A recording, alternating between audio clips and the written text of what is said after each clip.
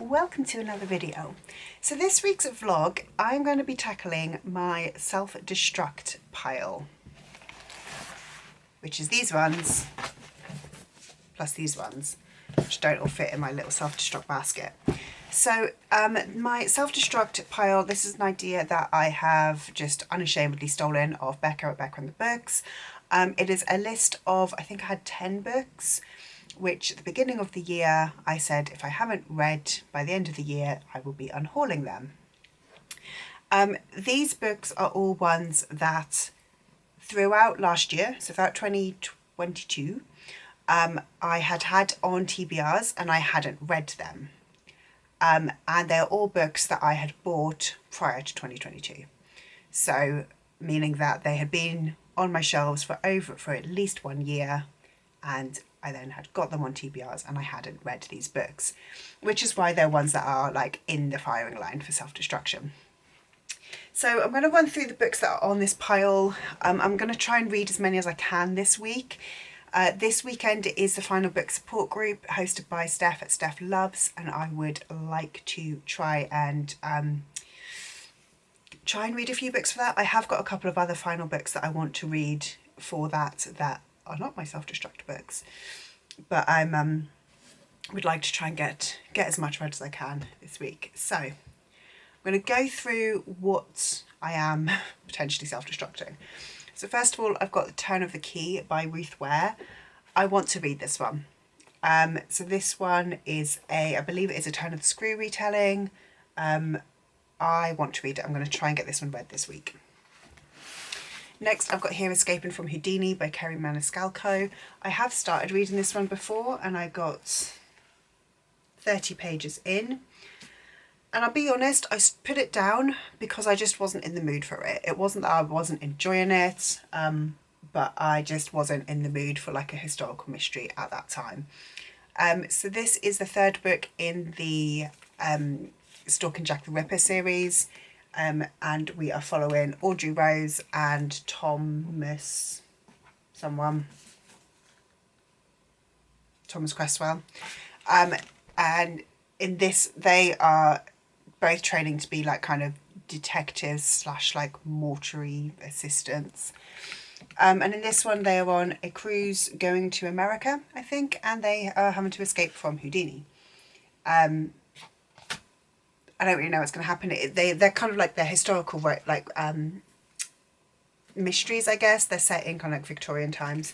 I really enjoyed books 1 and 2. Like I said, I just wasn't in the mood for this one when I picked it up, but I do want to read it because also, if I self-destruct this one, what do I do with the rest of the series? Like I've read the first 2. I own book 4. Do I unhaul the whole series? So I'm just going to have to read it because I don't know what to do about it in that situation. Next I've got Dark Matter by Blake Crouch. I do want to read this. It's a sci-fi. It sounds really interesting. I want to read it. I don't know why I haven't read it. This one is Embarrassing Queenie by Candice Carty-Williams. So this one was actually on my 2022 self-destruct list. I unhauled it at the beginning of 2023. I then rehauled it after I read People Person by Candice Carty-Williams because I was like, no, I really want to read Queenie because I felt like I really enjoyed People Person, but I got the impression that and from what people have been saying, that it wasn't quite as good as Queenie. So I was like, I really need to read Queenie now. And I still haven't read Queenie. So I feel like it's one of those where I'm like, I've got to read this one or I've really got to get rid of it because this has sat on my shelves for about 4 years and it's always been one that I'm like, I want to read that, and then I just don't. I am trying to do the A to Z challenge this year and I am missing Q, so could get read. We'll see. Then I've got Skin of the Sea by Natasha Bowen. So this one is a YA fantasy about like African mermaids, and I think it's to do with when people were taken on slave ships from Africa. If anybody fell over the side, the mermaids would save them, I think. I'm not entirely sure. So I met Natasha Bowen at the Literature Festival, the Cheltenham Literature Festival in, I think it would have been 2021. And this book sounded really exciting to me then. And so it wasn't out at the time, so I pre-ordered it and was really excited to read it. I don't really read YA fantasy anymore. This one does still sound really interesting. I would like to give it a go, but I just don't read YA fantasy, so I don't know. I don't know if I'm going to get to this one, purely because, like I said, I'm just not really drawn to YA fantasy anymore. The next one in the pile is The Familiars by Stacey Halls. So I read The Foundling in 2020 and I adored it. Absolutely loved it. This cover is stunning. Again, absolutely beautiful. This was a gift from Amy at Amy Bibliophile on Instagram. So thank you very much, Amy. In kind of 2020, 2021, I was reading a lot of historical fiction. And I just haven't been gravitating towards historical fiction recently. Again, this book sounds so interesting. The cover is stunning. And I feel like it's one that, especially at this time of year, I could, like, how autumnal is this cover? It's just beautiful. And I feel like it is one that I could just kind of curl up with and slowly just sink my teeth into and devour. But I don't know if I'm going to get to this one, just purely because I'm not really gravitating towards historical fiction. On the same vein, I've got The Duchess by Wendy Holden. So I read The Governess by Wendy Holden, again, probably 2020, loved it. I got asked by the publisher if I would like to receive The Duchess, which, I said yes. And I just haven't read it. This one follows Wallis Simpson, whereas The Governess follows, I can't remember her name, but the lady who was the governess to the Queen and her sister, follows Wallis Simpson as the Duchess. And I'm guessing is going to talk about like the abdication of King Edward, I think. I don't think I'm going to read this. I think this is realistically going to be on hold. I think this is probably the bottom of the pile. Like I said, I'm not really gravitating towards historical fiction, and this one doesn't sound as interesting to me anymore as like The Familiars still does. And the final book on my Self Destruct pile is Pages & Co. Tilly and the Map of Stories.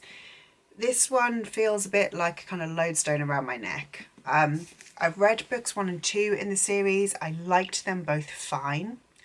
I haven't read book 3. I actually also have an ARC of this on NetGalley. Haven't read it. When did it come out? I mean, I've got it here in hardback. I do think I picked it up in hardback in a charity shop, though I didn't buy it full price in hardback. This came out in 2020. I just, even if I read this, I'm not going to continue with book 4 onwards in the series. I like the Pages & Co series, but not enough to kind of continue with the second half of the trilogy, the second trilogy. So part of me thinks, well, do I just unhaul it and call it a day? I don't feel like I'm going to regret it if I don't read this one. But at the same time, I have it on NetGalley. I should just read it. So yeah, this one again is probably fairly low down on the list, but it might actually end up kind of getting bumped as well. I don't know. So these 2 books are final books in series. Well, they're not, they're continuations, they're books in the series. So I definitely want to read Escaping from Houdini because it's in a series. It is final book support group next week. So, this weekend. So I'd like to get that one read. Don't know about this one. It's the last in the trilogy. I feel like books 4 to 6 are a second trilogy, so it kind of is a final book, but at the same time I'm not interested in reading it, so question mark. Turn of the Key, I do want to read. I want to get this one read. Dark Matter, I want to read. that one is going on there. Like, these are the definite possibilities. Queenie, I want to read. I don't think that I will. Like, this one is one that I really would like to. I just, knowing me, myself, my reading, like what I am likely to pick up this week, I don't think this one's going to make the cut. Same with The Familiars. I want to read it. I just don't think it's going to make the cut. And Skin of the Sea, I'm probably going to put between those two, as I would like to read it. I just don't think realistically I am going to. So if I make a nice stack here, bookended by hardbacks.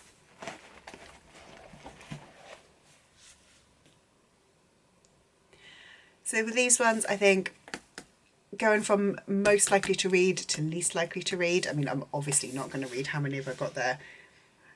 I'm not going to read 8 books in a week. That is ridiculous. But yeah, hopefully I can get Escaping from Houdini. If I could get both of those two read, that would be fantastic. And I'm hoping as well that making this vlog is going to kind of help remind me that these books exist, and that I need to get them read most likely now in December, because I would like to at least attempt these 3. So let me know if you've read any of these books in this stack and which ones that I should be prioritising. Even by the end of this vlog, if I haven't read them, I have still got until the end of the year before they go. So let me know which ones I need to be prioritising. Anyway, on with it. Hello, so I have just got out of the shower, which is why I've got wet hair in my pyjamas, and we're going to be snuggled in a second. So if you can hear my washing machine in the background, and I've got a very silly bracket next to me. So it is Friday evening, it is 6:20, Final Book Support Group, which is a support group run by Steph at Steph Loves. So Steph has got kick-off sprints at 6:30, which I'm going to, hey, good girl, calm down, which I'm going to join in on. So in terms of what I am reading at the moment and what I'm going to be reading this weekend, the first book that I want to get read is Escaping from Houdini by Kerry Maniscalco. This is the 3rd book in the Stalk and Jack the Ripper series. I have started it before. I think I'm about 30 pages in. Exactly 30 pages in. Oh, with a Daisy and Bee Polathon bookmark. I'm probably going to just carry on rather than restart it, because it is only 30 pages. Like, I'm not, even though I don't really remember those 30 pages, it's not enough for me to kind of worry about. So this one I'm going to try and get read first. So I think my plan this evening is to read my day's pages for the heroes, well, yesterday's pages for the heroes, switch to Escaping from Houdini, try and get to maybe page 100 in this one, then go back to the heroes to read today's pages, and then back to Escaping from Houdini if there's still time, back to Escaping from Houdini. This book's about 400 pages long. Tomorrow I am going to Cardiff with my friend Kerry, and we are going to the rugby. It is Wales versus the Barbarians, and it is Alan Wynne-Jones and Lee Halfpenny's last game. I absolutely adore Lee Halfpenny. I have fancied him for years. I'm just basically kind of obsessed with Lee Halfpenny, so really wanted to go. So it does mean that pretty much all of tomorrow I will not be reading, because I'll be either driving to Cardiff, at the rugby, or driving back from Cardiff. I do, however, have an audiobook on the go at the moment, which is Once Upon a Broken Heart, which is the second in the... No, it isn't. I'm listening to The Ballad from Never After, which is the second in the Once Upon a Broken Heart series. I think I've got about 7 hours of that left, which I've been listening on 2x speed, but I think I'm going to have to slow it down a little bit while I'm driving. So I'll probably listen to that one in the car on the way there and back. Possibly get that one finished tomorrow, which would be great, because then that means I've got Curse for True Love like lined up ready to go. another series I can finish. But the other book that I would like to try and get read this weekend, which is not on my self-destruct pile, but is a final book, is The Blood of Olympus. This is the last book in the Heroes of Olympus series. Again, these books are chunky, so this one I think is about 500 pages. Yes, that is chunky, but these books read so quickly. I think I can get this one read in a day. So yeah, my plan is then, so tonight, try and get about 100 pages into Escape from Houdini. What happened? Did you try and get in a box and it didn't fit you? Oh, baby. That was scary. Silly dog. So tonight I'm going to try and get about 100 pages into Escaping from Houdini. Tomorrow I'm not really reading anything. Sunday I want to try and finish Escaping from Houdini. And then Monday I am at work, but there are final sprints for the Final Book Support Group weekend in the evening. So I want to try and read Heroes of Olympus. I do not think I'm going to get 500 pages read in one evening. That is a bit ridiculous. Now I'm saying all that, that sounds completely unachievable. But, you know, we try. Hello. So it is now 10 o'clock. I'm going to go to bed. I am up to page 100 in Escaping from Houdini. Sort of, what am I actually on? Page like 95 or something like that. I'm close enough. Page 95. I'm close enough to 100 to call it 100. It's fine. So far we've had 2 murders on this ship. Audrey Rose is obviously trying to like investigate. And yeah, that's about it really. My kind of like,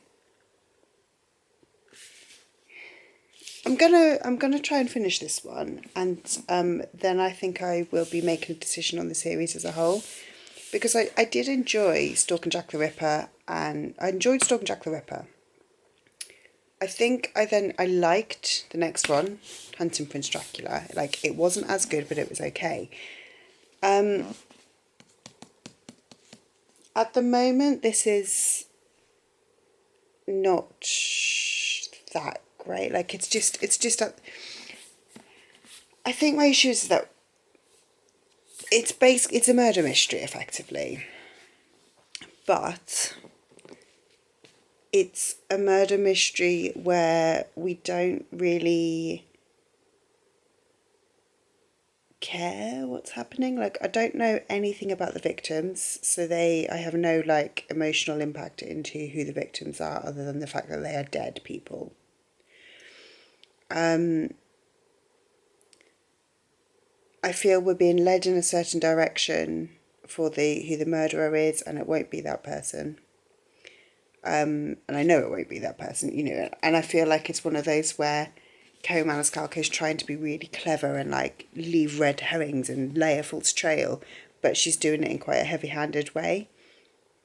So, you know, I don't think it's going to be the person that she's making us think it is. And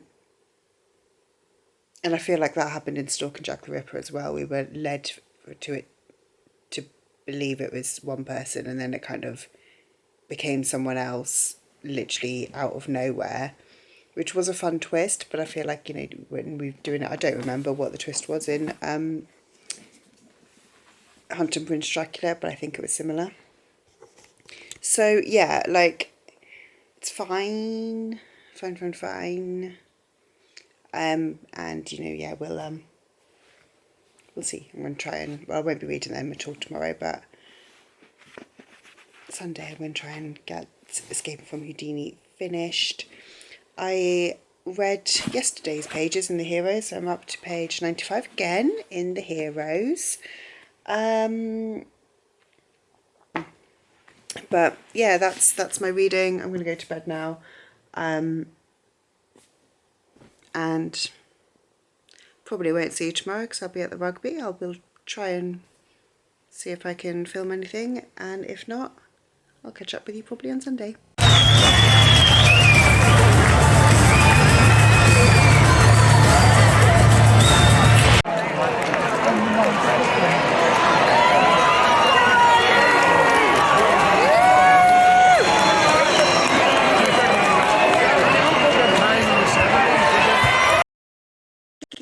morning. It is Sunday morning.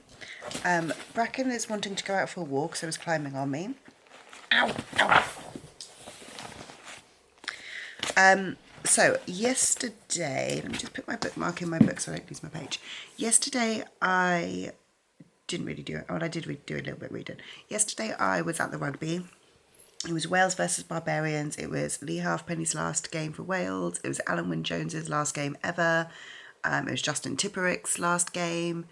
And yeah, it was awesome. Wales won. It was fantastic. And I'll pop in some clips in a second. But I just loved the absolute respect for the players. Like, everybody in the stadium, 50,000 people basically stayed after the match to kind of show respect to the players, and I just thought, fantastic, love it. Anyway, this is a reading vlog. I was listening to the Ballad of Never After in the car, and I would have finished it, except I'm listening to it on Spotify, and my Spotify just had a fit on the way back, and so I think I'm up to chapter 42. But my Spotify just sort of decided that I'd finished it and just kind of like skipped through the last like 5 chapters. There are 46 chapters, so I'm very much near the end. So I do want to finish the book. Whether I continue listening to it in audio or I pick up the physical copy and finish that, I don't know. Probably will carry on with audio. And yesterday when I came back, I read a section of the heroes, so I am up to page 142 in the heroes. I have not read any of Escaping from Houdini, which is the book that I'm supposed to be reading for this vlog, as it is a Self Destruct book. So I picked it up now this morning. I'm up to page 124. I'm still kind of bored, and I'm really unsure what to do, because I am pretty bored with this book. You can't really see where my bookmark is now. I'm that far through, right? I'm 100 pages in, and I've got all of this left to read. The book is 400 and something pages. 430. And I'm just not really, like, I feel like it's going to end up being about a 3-star, which is fine. That's a fine rating. But do I want to battle through reading this book? And then realistically, am I ever going to continue the series? Or do I just unhaul the whole series? I haven't decided. I don't know. Like, I feel like if I finish this book, it's going to be fine. It's going to be a very middly okay book. I think Capturing the Devil will continue to sit on my shelves for another 2+ years.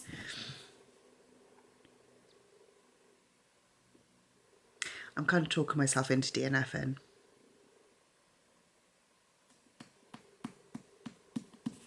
What I might do, like I said, I'm at page 125. I might get to page 150.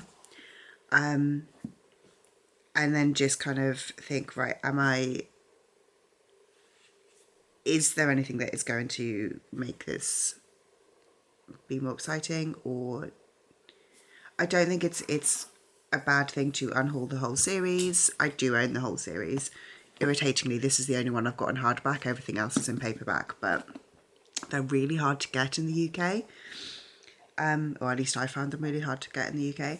So yeah, I kind of think, well, I don't think it's a bad thing to unhaul the whole series.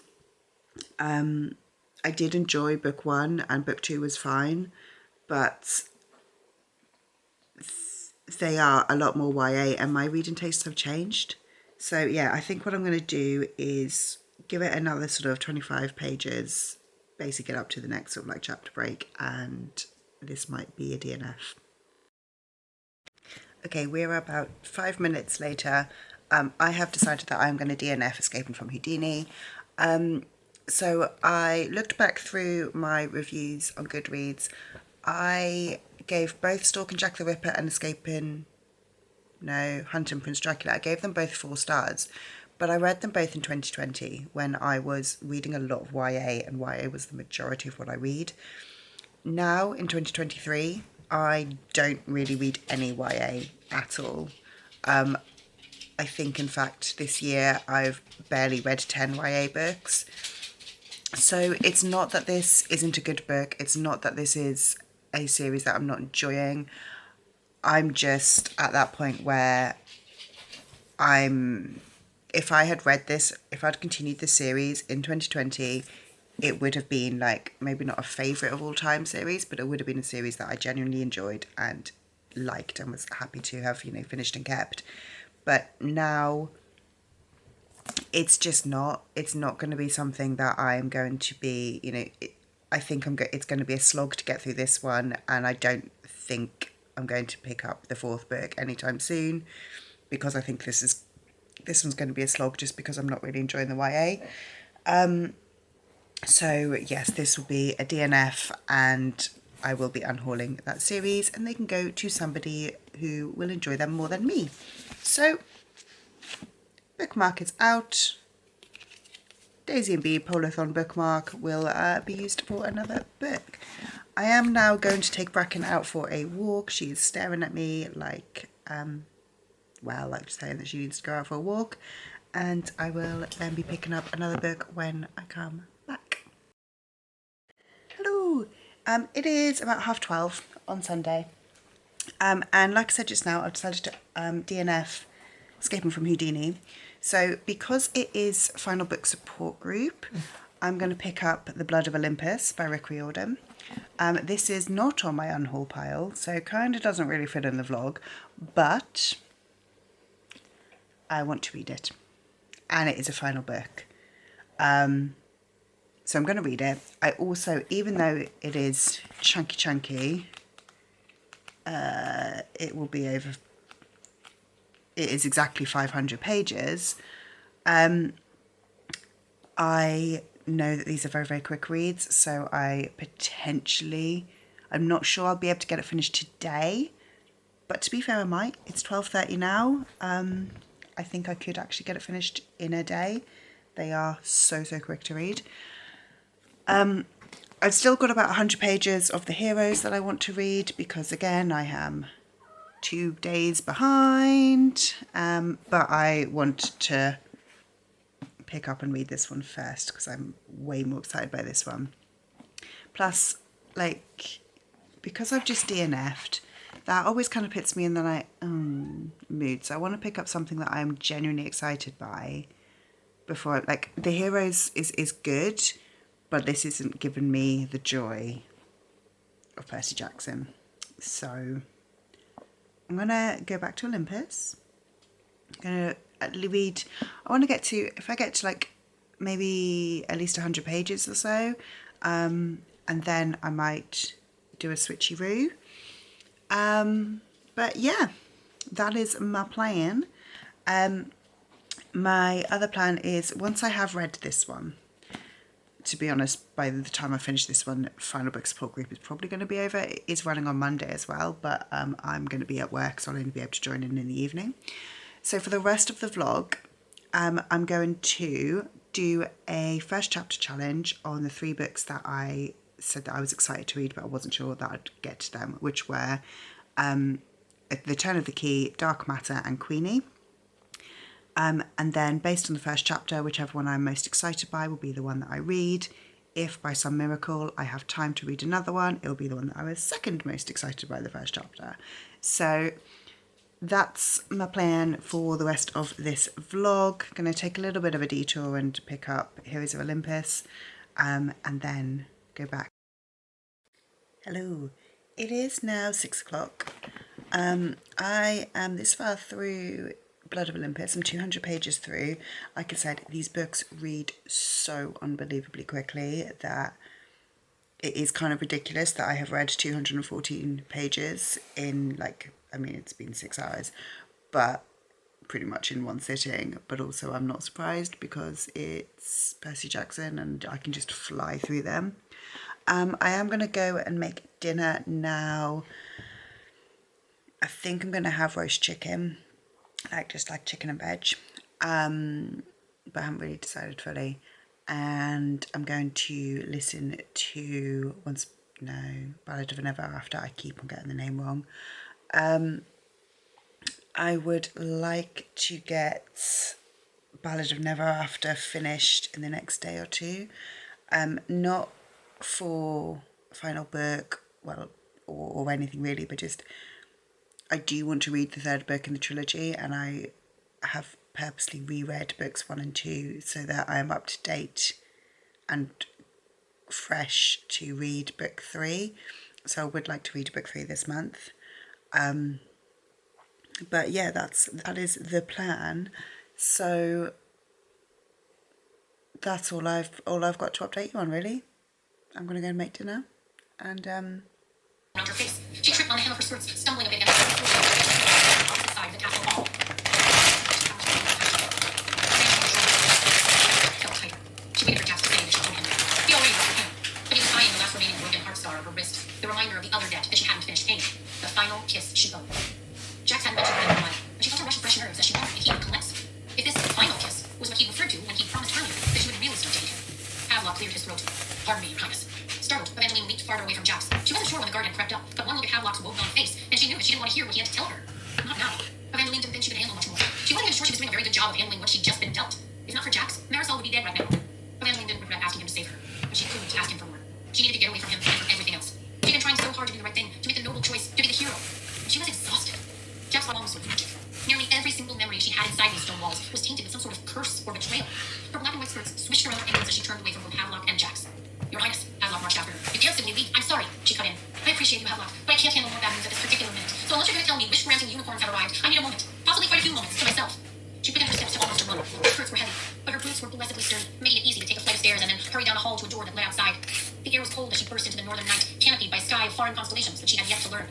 Maybe she could just return to the south and to her home in the Meridian Empire. She could leave the north and all its curses. But even as she thought, Evangeline knew that wasn't what she wanted. She didn't want another story. She wanted to fix this story. She wanted to save Apollo. She wanted a chance to know him when he wasn't under a spell. She wanted to believe that their story wasn't over. She wanted the happy ending that she'd come here for. Evangeline ventured deeper into the garden, frozen flower petals crackling under her shoes. Then she heard another pair of footsteps, lighter than hers, but growing closer. The broken heart scar on her wrist started burning. Sometimes she was able to ignore this emotion, but right now, it was stronger than usual, as if Jax wanted her to know that he was inescapable.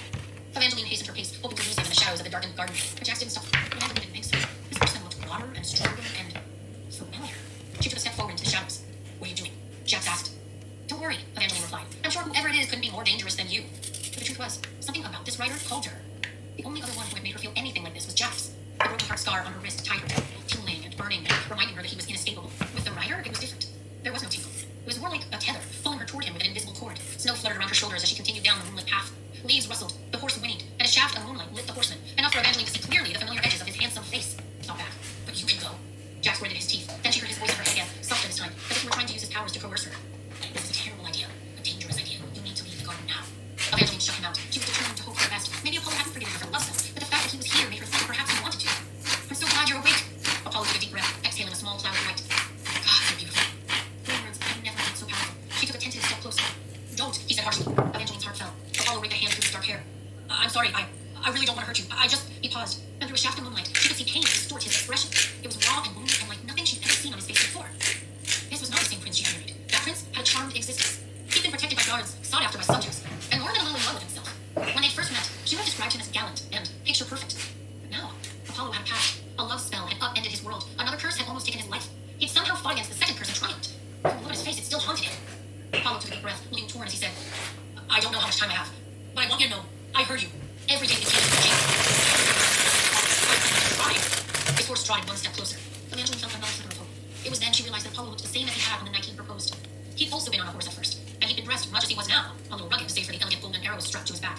He'd been the archer that night. She'd been his fox, from the ballet of the Archer and the Fox, her favorite childhood tale. And she dared to wonder if that was the case again, if he was making another grand gesture, an attempt at starting over. Does this mean you've forgiven me? She asked. I want to, Apollo said, but his words were oddly tight.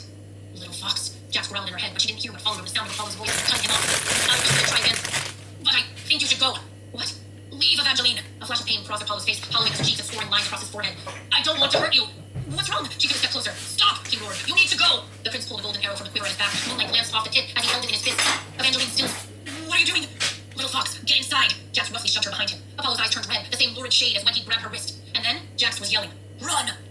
Evangeline still didn't understand what was happening, but she picked up her skirts and started to sprint. Only she wasn't quick enough. An arrow whooshed through the air and struck her thigh. She screamed and stumbled as the bolt tore through her flesh. It hurt like a demon, turning everything else dull except for the pain she tried to make back to the safety of the castle. Blood quickly soaked her skirts as she staggered forward. Another arrow flew by. This one went wide, missing her arm, and piercing flower, which was dead. Yet she felt a terrible burn in her shoulder as if she was shot. Evangeline went on hard to reach the door after the blood from the she gashed her shoulder, down her arm to her palm. It was wet and sticky, and as the flame's leg, she turned the handle and staggered into the midst of the hall. Spots of light danced before her eyes. Her vision blurred as she looked down at the golden arrow protruding from a bloody tear in her skirt. She didn't see another arrow in her shoulder, but the wound hurt just as badly, and there was so much blood soaking through the white bodice of her dress. Her thoughts started to splinter, jumping between panic and pain and confusion. Hear a conversation, but it was barely there, mostly low words and growls of two arguing voices with a few scattered words. She, venom, human, risk, want, die. No, her captor tightened his grip, pressing her against a chest clad in leather that smelled of metal and smoke. Definitely not Jack's. Evangeline felt a sudden rush of alarm. Let go, she managed. Relax, said a voice she didn't recognize. I'm not going to. She tried to claw at her kidnapper, but she couldn't move her feet. Her body was failing. She was made of useless limbs and broken eyelids. Her skin was drying blood, and her thoughts were turning gray. There was one thought brighter and more frightening than all the others. She was injured, and so was Apollo. He was bleeding somewhere else, probably outside in the dark garden. Apollo, she finally managed. Prince Apollo needs help. Her captor tensed. Then she heard another voice, so quiet she knew it was in her head. I'm sorry, little fox. Apollo isn't who you need to worry about. He's. Evangeline started to lose consciousness once more before she caught the rest of Jack's thoughts, although she knew what he was going to say. Prince Apollo was the cause of her injuries. Seconds passed as if they were hours. Evangeline could not stay. When she first woke up, the room had emptied, a sea of smokes and shadows. But now, it sparkled with glittering candlelight. It was the prettiest shadow I've ever seen. The gilded portrait frames, polished wood table, even the awful pennants on the wall. Her bed, which felt like a mattress. Her pillow and mattress, as she sat on her body, were soft and beautiful. They were silk and white, and when it came through, she could smell the color, crisp and clean and bright, like sunshine streaming through an open window after a mist of rain. Crunch. Drawing her attention to the foot of the bed, where he stood, looking like eternal heartbreak. His fair skin faintly glowed, his eyes shone like stolen stars, his hair was spun gold, and the cruel flames of his face filled her with a longing so deep, it felt like an ache. She wondered if Jax always looked like this, and her human eyes weren't capable of taking him in, or if he somehow abandoned his appearance, but now that she had venom surging through her, she could see what he really was, despite any of his efforts to try to hide it. Just one look set her blood on fire, and she liked the way it burned. She tried to take a deep breath, but when she inhaled, all she could smell was the dark sweetness in it. She wondered how it would taste. Would he be cool on her tongue? Would rushing her lips over his neck stop her blood from burning, and her heart from racing? Jax took another bite of his apple. Her incisors immediately lengthened. She pushed her tongue against them, trying to shove the sharp points back in and stop the sudden throb in her mouth. She didn't want to bite him. His blood was human enough, and if she bit Jax, she would change. But just thinking the words bite and Jax sent a shudder through her that wasn't entirely unpleasant. Careful, Jax drawled. You're not looking at me as if you hate me right now. I do, she said. But it came out all wrong. Hoarse and breathless and hungry. Her fangs sank into her lip, hard enough to draw blood. Jack's eyes latched onto the drop. Something unreal flashed across his perfect face, and then his voice was in her head. Don't forget what happens if you let goes badly. You do not want to become one of them. Jack's thoughts were full of disdain. He might have been friendly with chaos, but it seemed the Prince of Hearts still didn't like vampires. He dropped his black axe on the floor and stalked toward the rounded door. Don't leave! Evangeline growled, the words coming out before she could stop them. She knew it was better if he went. Without blood, she couldn't turn him down. But she couldn't hold it, feeling it deep up her shoulder. When he didn't infect with vampires, she'd stayed an entire night with him to make sure he didn't murder her. All that was said, but Evangeline just saw it in his face. His helmet protected her fighting, but it didn't protect him. He felt her spine slam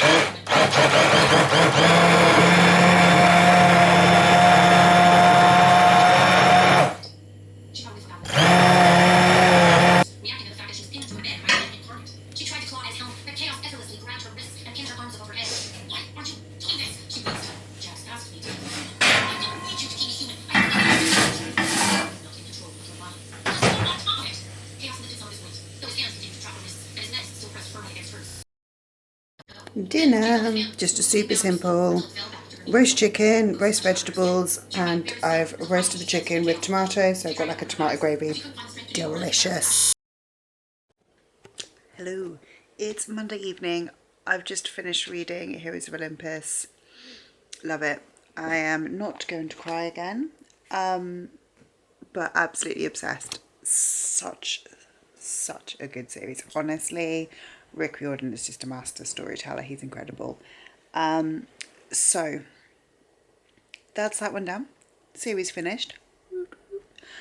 So now I need to go back to what am I going back to? Self Destructing books. Wow, brain. However, it's currently 6 o'clock. In an hour I've got a TikTok live with an author, so I don't really know. I'm not really prepared. So I don't really know what I'm doing. I don't really know how to do a TikTok live either. So, you know, that's going to be fun. I'm going to be learning on the job, which is always a great place to be when you're, you know, working. So yeah, I think I'm going to, well, like I said earlier, I'm going to do a try chapter challenge. I'm going to do the try chapter challenge for the 3 books that I'm thinking of reading next. So Turn of the Key, Dark Matter and Queenie. I've then got like the next sort of 4 days. I want to get at least one of them read. And I am still quite a few pages behind in the Heroes. So today is the 6th. Is it the 6th or is it the 5th? It's the 6th. So I am 3 sections behind in the Heroes. I'm being quite strict to myself on this one, even though I clearly I'm not reading it at the right times. I separated this out to be basically 50 pages a day until when I think the live show will be. So what I don't want to happen is like it gets to when the live's going to be and I've got 200 pages left, because that's going to be shit. So yeah, I am going to try and catch up. Well, I won't be able, I'm unlikely to catch up the 150 pages that I'm behind at the moment. But if I can get like say 100 pages read tonight after I've done the live, that again could, you know, I'm slowly catching up there. But yes, try a chapter challenge will be, I'm probably going to do that tomorrow morning. Well, I'm going to probably do that tomorrow afternoon, let's be honest. And then I will let you know what I'm reading next. Bye. Hello, today is Tuesday. It's lunchtime, it's about 12 o'clock at the moment. So last night, just to get you up to speed on my reading, last night I finished off The Ballad of Never After. Absolutely loved it, fantastic, 5 stars. Nothing else to say. That was a reread for me, so I have made 0 progress in the series, but I am happy, like I feel like I'm more ready to start reading book 3, A Curse of True Love, which I'm not sure if I'm going to get to this month, but I'm going to try and get to it soon. However, because this vlog is about my self-destructing books, I'm going to start doing a first chapter challenge on these 3 self-destructing books, and we'll read one of them. So I've got The Turn of the Key by Ruth Ware. This is a retelling of The Turn of the Screw by Henry James. Rowan is a live-in nanny with an extremely generous salary. She doesn't know she's stepping into a nightmare, one that will end with the child dead and her in a cell awaiting trial for murder. I think this sounds really, really interesting. It sounds like, I know it will be a thriller because it's Ruth Ware, but it sounds like it's almost got a horror element as well, which is exciting. I've then got Dark Matter by Blake Crouch. This one is a sci-fi. Jason wakes to find himself strapped to a gurney, and a man says welcome back, and his life is not the one he knows. His wife is not his wife, his son was never born, and Jason is not an ordinary college physics professor. Is it this world or the other that is the dream? So I think this sounds like a really interesting, twisty sci-fi with a kind of almost speculative element. Excited. And then finally we have Queenie by Candice Carty-Williams. So this one is a darkly comic and bitingly subversive take on life, love, race and family. Queenie, I really, really enjoyed People Person by Candice Carty-Williams, but I hear Queenie is better. So, I mean, Queenie has been on my self-destruct list for the last 2 years and I saved her and I still haven't read her. So, yeah, I would like to at least read the first chapter of Queenie just to kind of see, is this something that I am going to want to read, or do I just need to cut my losses and admit I'm not going to read Queenie? So, I have these 3 and I am going to read the first chapter of them all. I think this will be the order that I finish them in, or like that I like them in, as in like Turn of the Key would be the one that I'm most excited by, Queenie least, unfortunately for Queenie. But yeah, I'm going to read the first chapter of each, and then I'll check back in once I've read the chapters and let you know which one I'm going to be.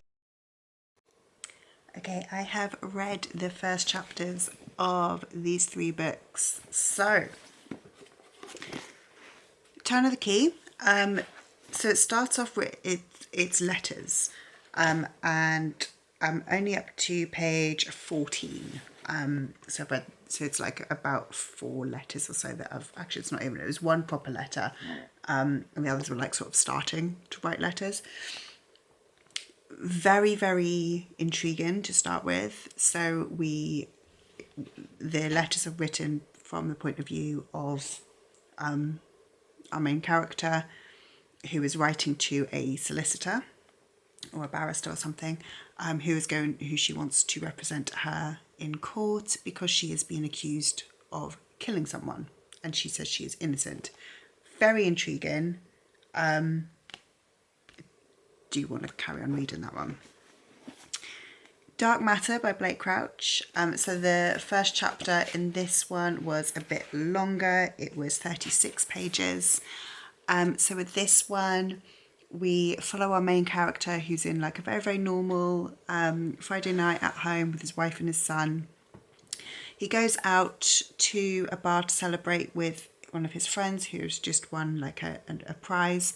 And then as he's walking home, he gets picked up in a van. He is driven somewhere and he thinks he's going to be killed. He ends up being injected with some sort of drug, and by the end of the first chapter, he is passed out. Again, very, very intriguing. I feel like the intrigue in this one is going to slip away, whereas the intrigue in this one is going to stay high. So I definitely am intrigued to carry on reading Dark Matter, but I think Turn of the Key is slightly ahead of it, just because I feel like Turn of the Key is going to be a very quick read that I just won't want to put down. And then we have got Queenie. So the first chapter of Queenie was 26 pages. So in this one, we're following Queenie, and she is at a gynecological appointment, and they basically are looking on a bit. So she's there in the doctor's surgery. She goes back to work, and she's just kind of like talking to her friend about how like everything's kind of shit at the moment. And we find out that she is in the process of breaking up with her boyfriend, or I guess her boyfriend is breaking up with her. I don't really know very much. You know, I'm intrigued with this one, but nowhere near as much as the other 2. I feel like so far it's a bit kind of slice of lifey. We know that Queenie is breaking up, well, that her boyfriend is leaving her, and she has clearly some problems. She mentions how, you know, I've got my own shit, and he's like, well, we all do, but talk to me and I can help, or at least can sympathise. And she's like, no, do not talk about it, it's my problems, which seems to be the driving force behind their split. So this one, again, I would like to read. It does sound interesting, but it is the least intriguing for me at the moment. These 2, honestly, are not far off neck and neck. I think I am going to read Turn of the Key, just purely because I feel like, while Dark Matter is incredibly intriguing to me right now, this minute, like the 30 pages that I've read of it, I feel like it's the intrigue is going to kind of potentially slip away. I think it's going to kind of be, you know, like the bell curve's going to go up and it's going to just kind of slowly go down, whereas I feel like Turn of the Key is going to stay quite high intrigue, just again because it is a thriller. I think it's going to be more intriguing to me. I do also think, like I said, that I'm going to get this one read very, very quickly. It is not very long. This one is 330 pages. So this is going to be my next read to get this one off my self-destruct list. Hopefully this week, so it's Tuesday today, hopefully I can get at least something in Dark Matter started as well, and I can then yeah, hopefully not have to self-destruct that one either. But my camera light is flashing, so I had better go and, well, actually I probably should go back to work. But yeah, my next read's going to be 10 of the Key. Hello. It is Thursday evening. It's Thursday night. It's, oh shit, it's 11 o'clock. Okay, it is bedtime. I've just finished reading, that's the back, 10 of the Key by Ruth Ware. I'm not entirely sure what I think. So, 10 of the Key is kind of set up almost like a ghost story. So we're following this nanny, Rowan, who is basically nannying for this rich family in this, it's a smart house. So basically everything is wired up to this app. And she's hearing footsteps in, above the ceiling at night. But she is on the top floor and there is no attic. So she's kind of freaking out and not sleeping and kind of getting more and more worried and concerned. The last 4 nannies before her have left after like a couple of weeks, a month, so she's not enjoying herself. And we know from the beginning of this that a child has died and Rowan is in prison, but she's claiming that she's innocent. And I think this is where I'm like, again, like I said, I'm going to need to like rate this one tomorrow, and I will come back in tomorrow and like wrap this vlog up properly with my thoughts and ratings, because I need to absorb. I really liked how the ghost story element was set up. Now I will say, I am one of these people who is really scared of ghost stories. So I grew up in a very, very old house. I grew up hearing footsteps above my head in the attic every single night. I grew up believing in ghosts and being like okay with that. They're fine, they're friendly. But whenever I read about them, they freak me out and terrify me and I can't sleep. So fun. Yeah, I don't know. I don't know what that says about me. But yeah, I really liked how the ghost element was done. It was so creepy, and I was literally, it's about maybe 50 pages from the end, and I was starting to think, shit, am I gonna be able to like go to bed tonight? Am I gonna have to sleep on the sofa with my dog because I'm gonna be too scared to go to bed because this ghost story is creepy? But I think I'm gonna be okay. The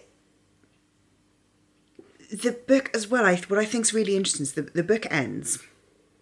It ends and you're like, well, what's the ending? Like it's an ambiguous ending. But then there's a sort of epilogue with 3 letters. So the whole book is technically a letter.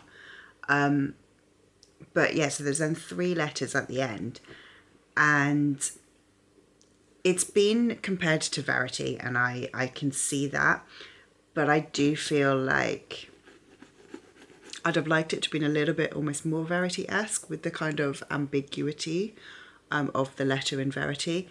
The letters in this one, those 3 at the end, tell you exactly what's happened, which is great. I like that closure, but also you kind of don't get the end of that closure. You kind of, know what happened, but you don't know what happens next.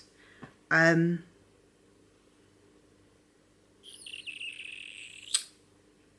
think I liked it. I think I enjoyed it. I mean, I'll be honest, I've read 3/4 of it in one sitting. I think when I started reading this morning, I can tell you what I was up to because I put it in Storygraph. So I was at page 82 and I have now finished the book. It's 340 pages. I have just read 75% of the book in one sitting. Like, I feel like that suggests that I liked it. It was a good book. I mean, I am glad that I read it. So this one was on my self-destruct list, and I did pick it up of the 3 that I first chapter challenged because I thought it was going to be the most engaging and the one that would be most gripping, and it definitely was engaging and gripping. But yeah, I'm going to come back tomorrow and give you my actual like thoughts and review. And I will then be wrapping this vlog up.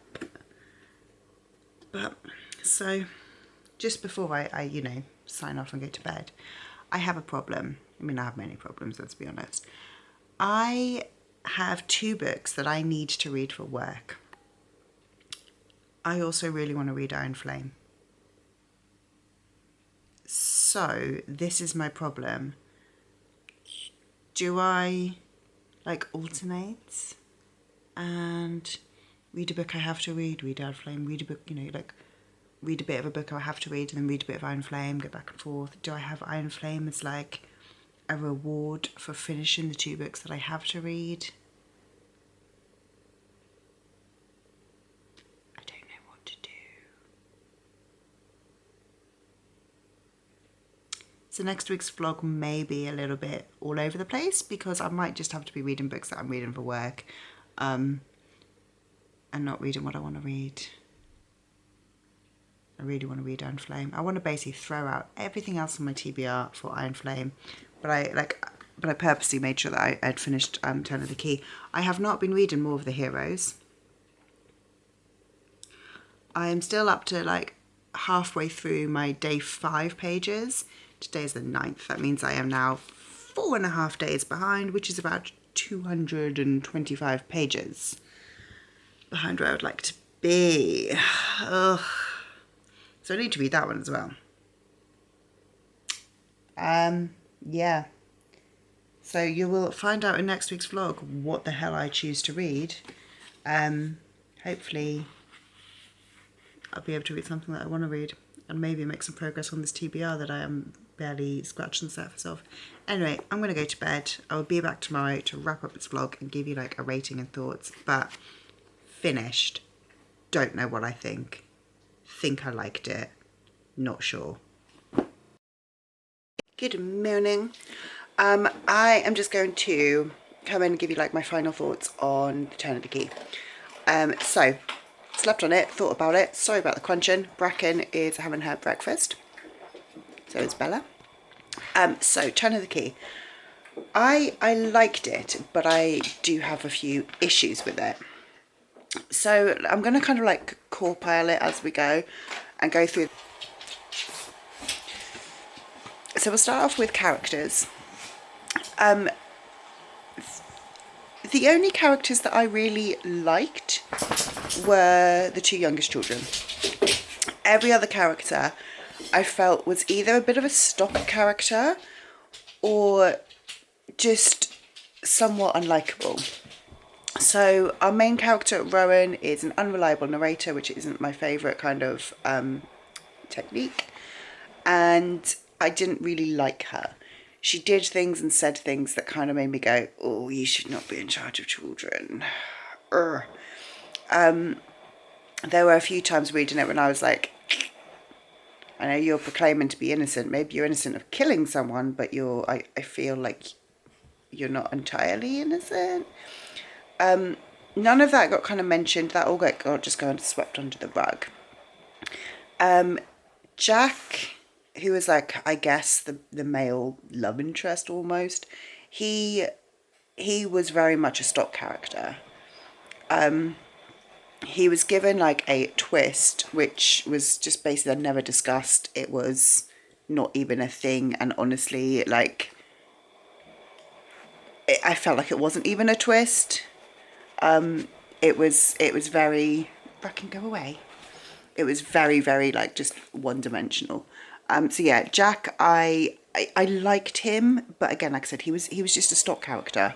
There was nothing, no depth to him as a character. Maddie, who was a little girl who was I don't know really. She was aggressive and a bit. She was the 8-year-old, and she would kind of be yeah, aggressive, angry. But you could kind of sympathise with her. So yeah, and again the parents, Sandra and Bill, again I felt like they were stock characters. So there weren't any characters that I was like, I really like this characterization. They all felt, to be fair, very basic. Atmosphere, I have got to give it points for atmosphere. It was creepy. It kept me reading. Like I said, I read about 300 pages in one sitting. Slightly less than that, about 250 pages in one sitting. But still, I read 3/4 of the book in one go. So it was very gripping. It was exciting. So I've got to give it the atmosphere. The writing, I feel like, again, like I said, we had stock characters. I felt like the twists weren't. There were. I think I would say there were two main twists before the reveal. Neither of those I felt really added anything to the character and to the story.